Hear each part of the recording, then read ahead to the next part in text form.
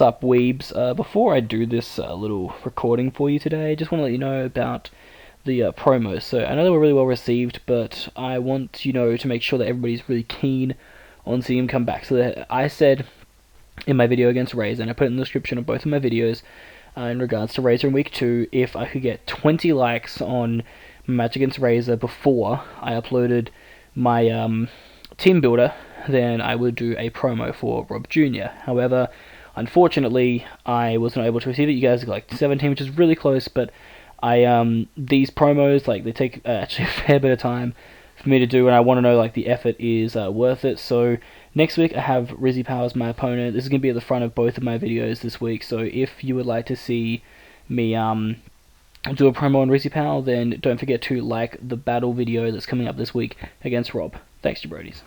If you smell what the bird is barbecuing. G'day jabronis, it is the Verd back with you again. Welcome here to our Week 3 team builder for the NPL Majors. Obviously, Tampa Bay Frogadiers currently 1-1 with a neutral differential. Unfortunately, having that very frustrating 2-0 loss last week to Razor.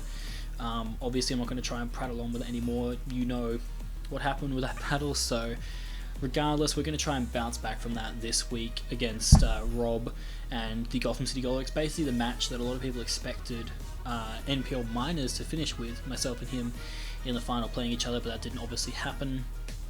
He was able to get a few crits on David to get into the final, and I unfortunately got crit by Monotui.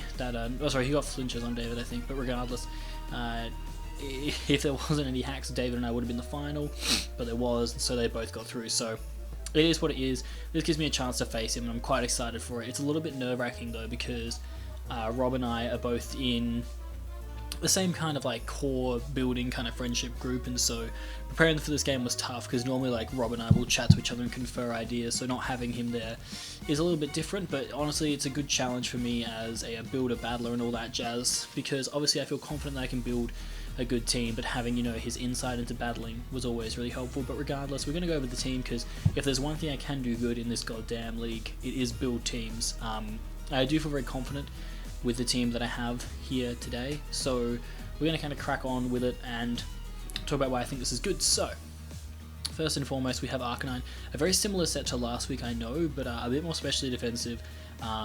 I've really been enjoying using this kind of bulky dual status Arcanine, because I find a lot of matchups is very strong. In this one, this Arcanine spread is mainly designed to deal with things like Victini and Sizzle, two very potent threats on his team that I don't really have a lot of checks for. I mean, Sizzle, to be fair, I do have Rotom, Tentacruel and Arcanine, so I don't know if he's actually going to bring it, but see, if he doesn't bring it, he is very Kartana weak, so I think he has to bring it. So this just allows me to either wear down Scissor or catch other things in his team, because nothing really appreciates a Willow or a Toxic. And then Morning Sun, I have Flamethrower over Flare Blitz only because of the recoil, and I still get a good chunk against the majority of my opponent's team with Flamethrower there, so I think it's an important move to keep around.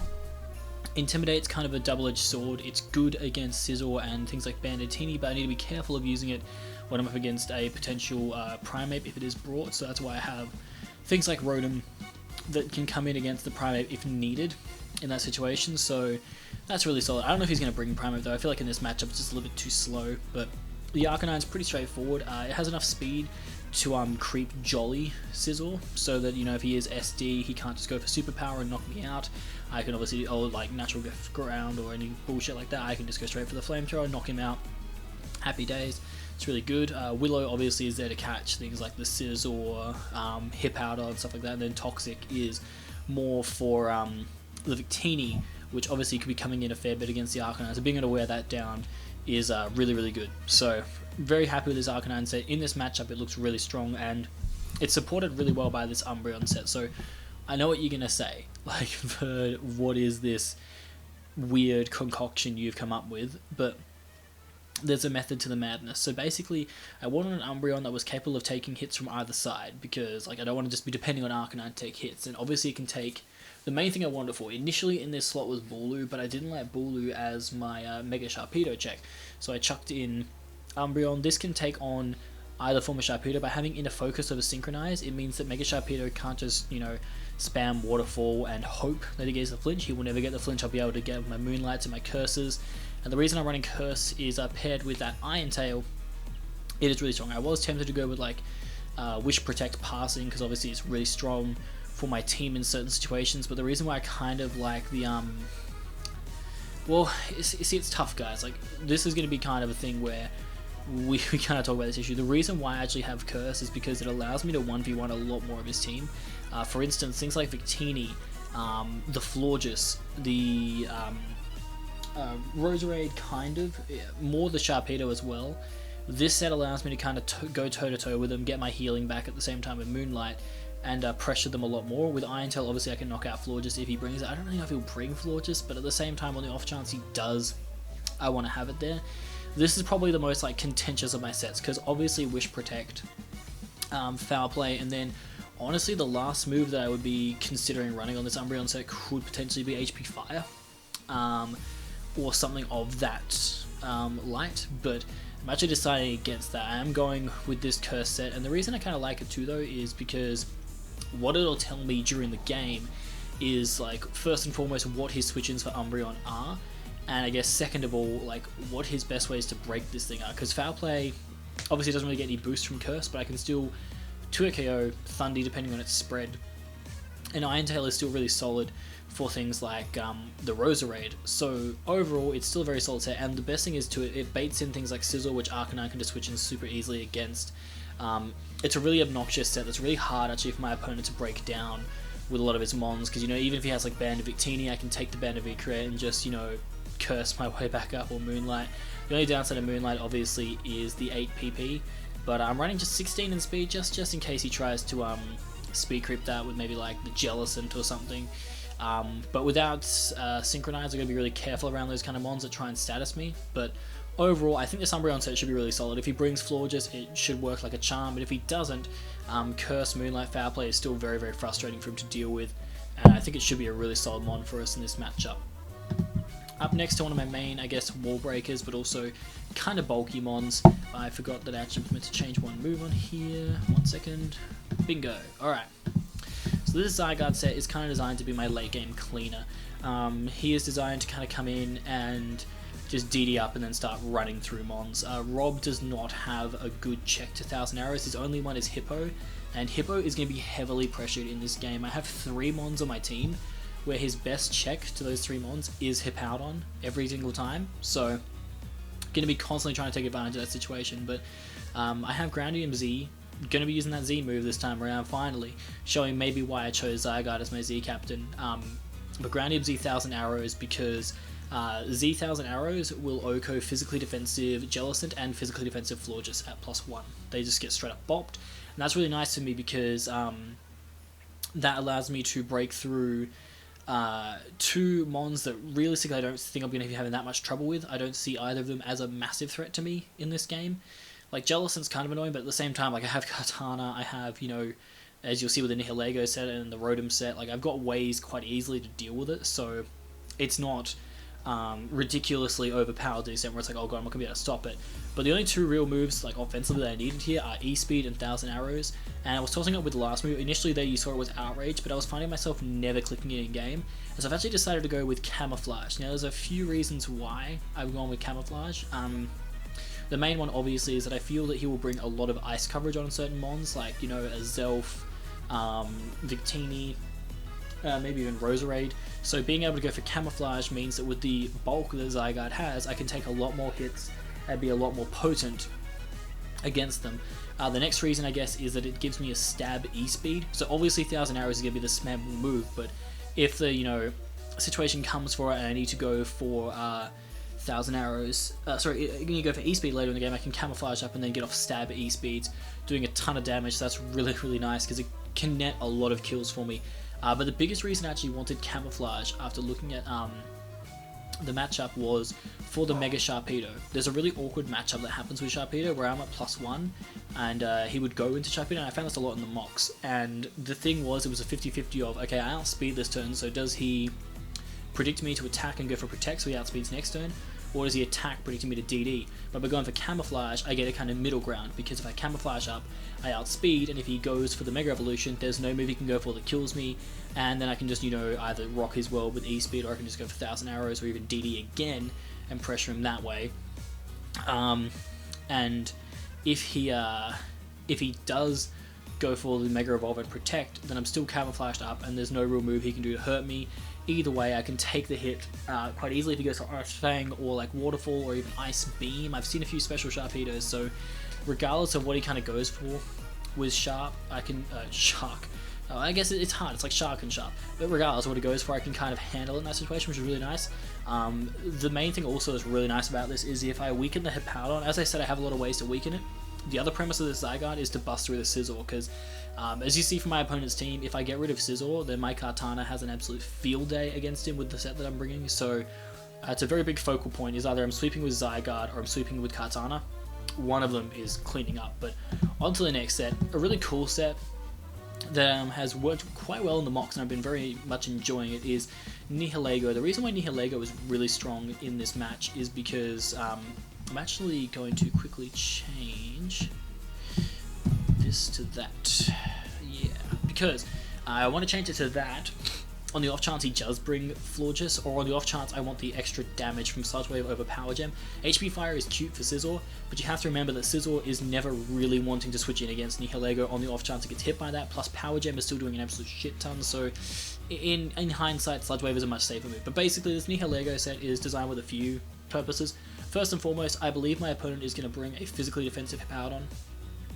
Reason being is because it is by far his best Zygarde, and Mega Pinsir checks. I believe the best moveset is probably going to be... Sorry, I have hiccups right now, pardon me. Stealth Rock, Slack Off, Earthquake, and Ice Fang. Because they'll do a lot. I think maybe he won't go Ice Fang. I'm not too sure about Ice Fang, only because it's good for Hippo. Sorry, for Zygarde. But Pinsir can SD up, take an Ice Fang hit, and then just go straight for return on that turn and just massively chunk Hippo. So I don't really know what he's going to go with there, but regardless, the basic premise is, if he's a physically defensive Hippo, the combination of Power Gem plus Grass Knot should knock him out. Power Gem is doing about 20% and Grass Knot's doing about 80%, so depending on like lefties and whatnot, it should be knocking it out, which is really, really good. I can get rid of a massive threat, and the thing is, like, other than Hippowdon, he doesn't really have any like main switch-ins to Nihilego. The other really cool thing about it is if he does bring Hippowdon, and he does bring Sandstream, especially Sandstream Hippowdon, then I actually get a Spadef boost, and Nihilego like becomes very, very solid on that side, and that's why I also have the Pyapa Berry. So Pyapa Berry weakens a Psychic type attack, and so what this means is that my Nihilego can check a Thunderous. I'm actually going to chuck that 24 from defense, because I don't really think I'm going to need it, into my Spadef, just in case I want to get a bit more of a Sandstorm boost, and be able to potentially, I believe actually with this boost, Gigavolt Havoc is about a 50% chance to knock me out after Rocks, which is crazy in a Sandstorm. Like, +2 Gigavolt Havoc in Sandstorm after Rocks is a 50% chance to knock out Nihilego, which is crazy. I was tempted to run Scarf, but I really like the premise of this set, being able to bait him into like thinking, oh well, I'm safe, and then I can just drop a Grass Knot and kill him. Even if he has the Rindo Berry, I lose Nihilego. The important thing is I've weakened the Hippo to the point where it can't deal with +1 Zygarde, so then I can just put on pressure with Kartana. If I can weaken Hippo, then Zygarde has a massive chance to win, and if I weaken Scizor, then Kartana has a massive chance to win. So that's kind of the two ways that I'm looking at this game. But yeah, Kartana, pretty straightforward with the attacks. I have Stealth Rock on there just in case. Victini and Thunderous obviously are very annoying, and if there's a situation where I feel like he may try and, just send in a Pokemon as a sack or something, and I can take the opportunity to get up Rocks and then attack and get the kill, I feel like that could be really good for me, taking advantage of the game at that point. Or maybe if, Hippo hasn't taken any damage yet or any prior stuff, I can go for Rocks that turn and then go into something else and deal with it. So I definitely have options there. Rocks probably won't happen as much, but I think, Power Gem and Grass Knot really do cover his team quite nicely. I was also really tempted to go with Sub for the potential Sharpedo being Adamant Natured or Modest, and then like catching it on the Protect, but at the same time I just felt that, Sludge Wave especially would be better for Florges. But moving on, we have a Scarfed Rotom. This Rotom, I think, has been the thing in the mocks that has put in the most amount of work. I mean, next to potentially Kartana and Zygarde, it has been an immense presence against my mock opponents, because it's kind of a twofold way of using it. The big thing about Rotom is that he doesn't really have any switch-ins for Rotom. His dual stab of Ghost and Electric really hurts my opponent's team, and a lot of the times I've just been leading with it because if he leads something like a Zelf, I can go for Volt Switch into Zygarde as he goes for Rocks, and then I can just go straight for E-Speed and knock it out because the Zelf's got paper-thin defenses. And I also can... The thing that's been happening a lot, though, is that my opponent has been leading with Hippowdon and thinks, oh, well, you know, I don't want anything else catching a potential burn or taking a Shadow Ball, so I'm going to keep it in, and I can go for that turn 1 trick. And let me tell you, ladies and gentlemen, when I'm able to trick Hippowdon, the battle goes considerably into my favour, because I can get rid of a Rindo Berry, I can get rid of lefties. That means that Rotom becomes a bit bulkier, can take more hits, and most times, like 9 times out of 10, if he leaves Hippo, he's going for Rocks. If he goes for Toxic, I really don't care either. That's kind of cool. I like that. And I can just, you know, fire off Shadow Balls, I can fire off Volt Switches, predicting him to switch out. It just gives me a really strong positioning. And also the cool thing about the trick, though, is when, like, say one of his mons is about to die, but he can't kill me, I'll actually trick him back the item that he had and keep my Choice Scarf, because I am running enough speed in Rotom to where I can outspeed things like a Zelf and Thunderous Incarnate, not Thundertherian, that was last week. But yeah, I can outspeed mons like that, so if, you know, they try and set up and sweep me, I have ways to stop them. Then again, like, I do have a lot of ways to stop them regardless, but you kind of get what I mean. Hidden Power Fire is mainly just there for Scizor if I really need a quick fire way to knock it out, and also I guess it hits Roserade a little bit harder, but the combination of Volt Switch and Shadow Ball really punishes my opponent's team. It comes in on a lot of mons as well, like the Scizor, the Primeape, stuff like that, so this Rotom set has been really important. It is my designated lead in this matchup. I feel, you know, it's just going to put in a ton of work for me. It really pressures my opponent's team a lot, and I'm hoping it can put in the same work in the mocks that it will in the actual game, because it's been very, very impressive. And finally, probably the big win con in the back. This guy late game pretty much wins me the game. The only thing that stops this Kartana set is Scarfed Azelf, Scarfed Thundy, and Scizor being healthy. They're pretty much the only things that stop it. I really want to run Sacred Sword, guys. You have no idea how much I want to run Sacred Sword, but the problem with running Sacred Sword is he has things like the Victini, the Roserade, things like that, where unfortunately I can't run Sacred Sword. I was tempted to actually run Sacred Sword over like Leaf Blade as well, but then I was like, I could run like Sacred Sword plus Night Slash, because that combination does a lot to a lot of his team, but then I'm not getting as much damage off against Roserade, and I'm also not doing as much to Thundy. So I decided on these two because the thing is, it's better kind of planning this thing to handle as many mons as possible. So the only thing it really can't handle is Scizor. So yes, for the second week in a row, I'm bringing a Kartana that can't really get through a bug steel type. The difference is this time I feel though that this Kartana has the chance to still take advantage of Scizor in some ways, because if Scizor does have superpower, then I can actually go for a substitute and lower his defenses, and that gives me a good chance of knocking him out. I have lots of ways to play around Scizor, obviously having Arcanine in the back, as well as things like Rotom and Zygarde that can actually take it on as well. So I'm not really devoid this time of major things that can deal with it. But yeah, if Scizor's not around, this thing can sub up on certain threats. This is also where tricking things with Rotom can come in clutch, because if I know something's tricked into a move, then I can go into Kartana.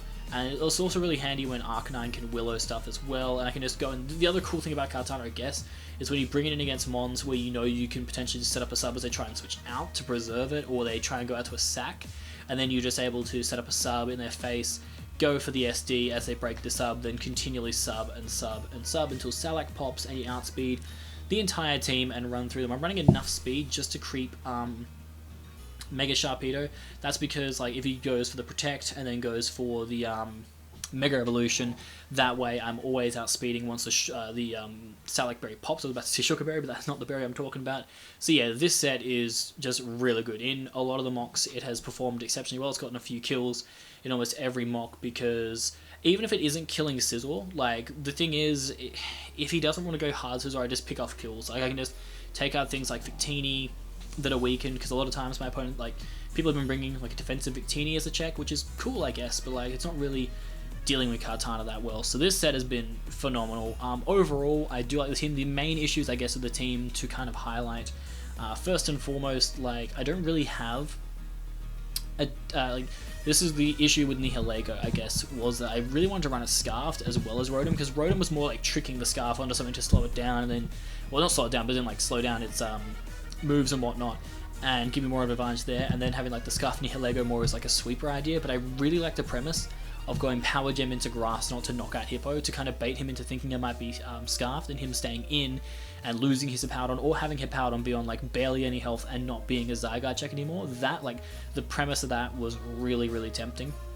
Funnily enough as well, like, this Nihilego is a fantastic Victini check. It's kind of stupid how well this thing checks Victini with Piapa Berry, but regardless, I decided against it being Scarf, so there is a bit of an issue with things like Thundurus. My best ways to check Thundurus is, well, the best thing about this team, though, is that it never really sets up for free against anything. Like, Kartana can just drop a return on it, preventing it from setting up. Rotom can obviously just go for Shadow Ball or Volt Switch. Nihilego, obviously, is probably the ideal thing to be in against Thundurus, because even a Z-Psychic won't knock me out because of Piapa Berry. Zygarde can E-Speed if in doubt, and he has to go for HP Ice to kill me. If he goes to the Nasty Plot and I go for 2 E-Speeds, chances are he'll die. Umbreon can obviously just go for Foul Play, which does like 40 to 48%, so I can chip it that way. And then obviously what I can do is potentially double out to a weakened Mon on the Gigavolt Havoc. A couple of times I've like tried to double from Umbreon into Zygarde for that play, because I feel like he won't bring all out pummeling. I think just Gigavolt Havoc is a lot stronger against my team. Arcanine could obviously just drop Flamethrower. I'm really tempted to change Flamethrower to Flare Blitz on Arcanine, just because of the fact that it does a lot more damage to a lot of his more kind of like just setup mons. It just prevents his, you know, Thundy from setting up for free, but at the same time, like in a lot of battles, because of the fear of that move being Flare Blitz or something like that, they've actually gone for Gigavolt Havoc and killed Arcanine, which is annoying because like it is my best check to Sizzle, but I'm not like useless without it. I have other checks, so I feel really good about the team. There are obviously a lot of threats that my opponent has, and I really need to play smart.